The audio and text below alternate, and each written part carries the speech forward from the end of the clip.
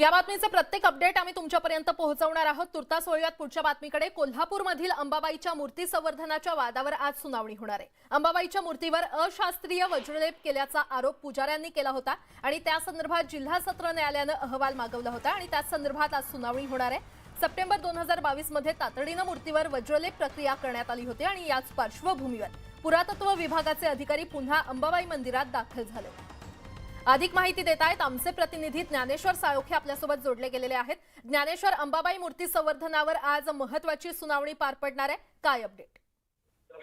September 2022 मध्ये अंबाबाईच्या मूर्तीवरती वज्रलेप करण्यात आला होता। तातडीने ही संवर्धन प्रक्रिया करण्यात आली होती। अगदी कुणालाही न कळवता ही प्रक्रिया करण्यात आली होती आणि ही सगळी प्रक्रिया आता वादात सापडल्याचं आपल्याला पाहायला मिळते।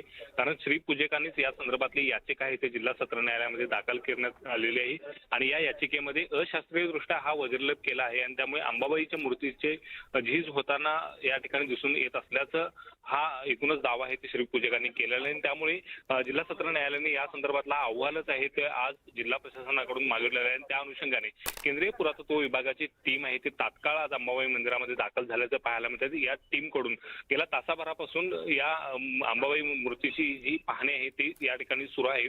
खरं तर अनेक वेळा आहे ती वज्रलेपाची प्रक्रिया देवीच्या मूर्तीवरती झालेली आहे, मात्र अद्याप ही मूर्ती सुस्थितीत आलेली नाही। अनेक ठिकाणी आहे ती मूर्तीला तडे जाताना पाहायला मिळत आहेत आणि त्यामुळे पूर्णपणे ही मूर्ती आहे ती सुस्थितीत यावी अशा पद्धतीची अपेक्षा आहे ती भाविकांच्याकडून व्यक्त केली जाते। मात्र वारंवार वज्रलेप होतोय आणि वारंवार मूर्तीची झीज होताना पाहायला मिळतात। त्यामुळे ही सगळी प्रक्रिया आता न्यायालयात गेलेली आहे। त्यामुळे आता न्यायालय आजच्या त्या सुनावणीनंतर काय निर्णय देणार, निश्चितच आजच्या सुनावणीमध्ये नेमकं काय होतं हे पाहणं महत्त्वाचं ठरणार आहे। ज्ञानेश्वर, धन्यवाद या सविस्तर माहितीसाठी।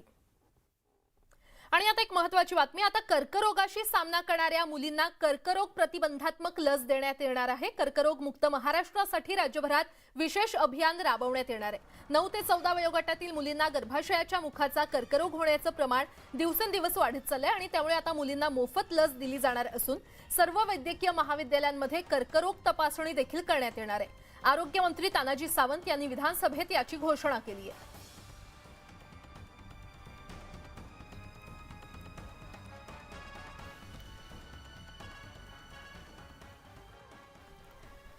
आणि आता बातमी आहे सर्वसामान्यांच्या बजेट संदर्भातली। सर्वसामान्यांचं बजेट पुन्हा एकदा कोलमडण्याची शक्यता आहे, कारण महागाई कमी करण्यासाठी धोरणात्मक व्याजदरात 0.25% वाढ करण्याचा निर्णय रिझर्व्ह बँक घेण्याची शक्यता आहे। आगामी पतधोरण आढाव्यात निर्णय घेतला जाऊ शकतो असा अंदाज वर्तवण्यात आलेला आहे। त्यामुळे नव्या आर्थिक वर्षात कर्ज महाग होऊन EMI आणखी वाढण्याची दाट शक्यता आहे।